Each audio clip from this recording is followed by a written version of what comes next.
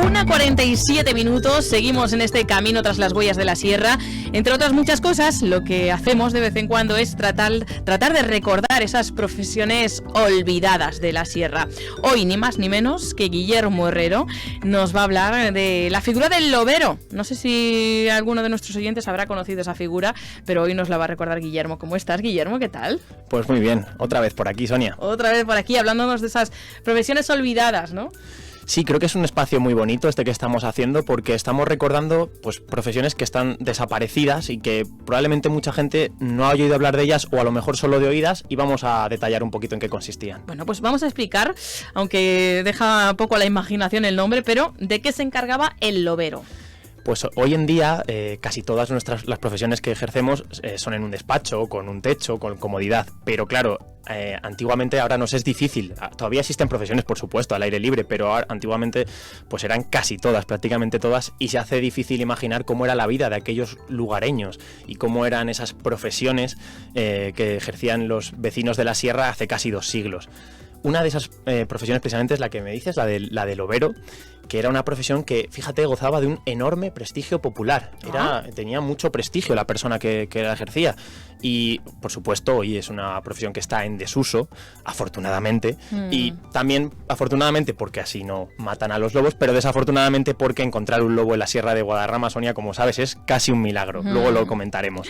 Bueno, no, te iba a comentar que el lobero era, ¿sí? Que no te he explicado decir quién es, aunque se supone que todo el mundo lo sabrá, pero el lobero era quien se ocupaba de dar caza al temido lobo, para mantener a salvo los rebaños, también a las personas, y también decir que no era un puesto muy solicitado, porque había que tener agallas para hacerlo, y no había, por supuesto, ni concurso ni oposición pública, sino que era para el más válido.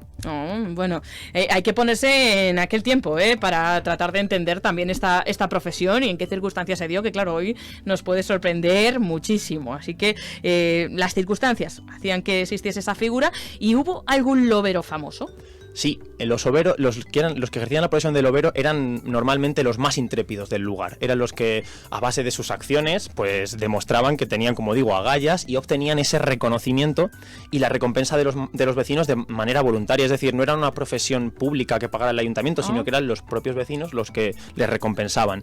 Y fíjate que a principios de 1800 se hizo muy famosa la figura de Antonio Robledo, que a lo mejor por este nombre no le suena a la mayoría de gente, pero ahora veremos cómo era su mote. Esta persona, Antonio Robledo, era vecino de Miraflores y tenía unas particulares maneras de dar caza al lobo. Digamos que no se conformaba solo con restar piezas de una manada de lobos, sino que además buscaba y localizaba también a los lobeznos, es decir, atajaba el problema de raíz. Su modus operandi además no se hizo famoso solo en Miraflores, de donde era, sino también en Manzanares, Bustar Viejo y en todo el Valle del Lozoya.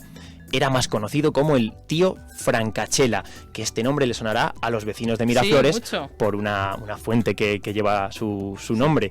Y fíjate que decían que sus únicas herramientas para dar caza al lobo eran un saco y un garrote. No necesitaba más para desarrollar ese particular trabajo, sobre todo principalmente durante el verano en las zonas más inaccesibles de las montañas. Como decimos, es que nos tenemos que poner en aquel momento que ahora despierta mucha polémica esta profesión, ¿no? Y tan famoso llegó a ser ese tío Francachela.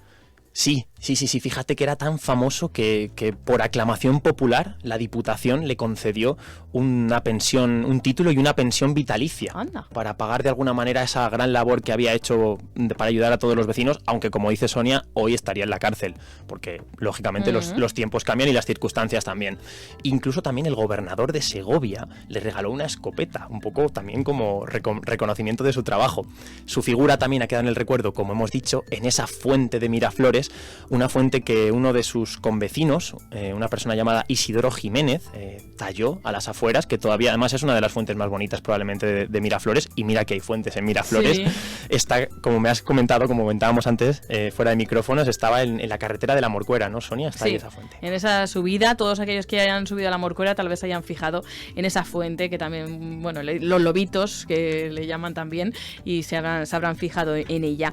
Bueno, estas cacerías serán una de las razones de la que casi ya no hay lobos, ¿no? Porque claro, era un exterminio desde total. raíz, como nos decías, ¿no? Claro, el temido lobo en aquella época, pues actualmente todavía sigue recuperándose de haber sufrido casi la extinción en España. Hablamos del Canis lupus signatus, que es más pequeño que el lobo europeo, y bueno, pues actualmente, como hemos dicho, se comienzan a ver, he leído varios artículos que ya hay algunas pequeñas manadas de lobo por la Sierra de Guadarrama, pero claro, el problema es que lo tiene muy difícil el lobo, porque el lobo que necesita para poder pues volver a reinar entre la fauna, necesita mucho espacio y poca presencia humana, que es precisamente lo contrario de lo que hay en Madrid. Bueno, pues como decimos, hoy hemos recuperado esa figura, el lobero, y en concreto ese tío Francachela, que a los vecinos de Miraflores de la Sierra seguro que les sonará, y que el resto de la Sierra, pues seguro que muchos también han oído hablar de él. Así que... Otro día hablaremos, yo creo, profundizaremos un poquito más en la figura del tío Francachela, que tiene una historia... Tiene mucha historia, muy, ¿no? Muy interesante, sí. Bueno, pues hablaremos de él en concreto. Guillermo Herrero, muchísimas gracias, un placer y hasta la semana que viene. Hasta la semana que viene, Sonia.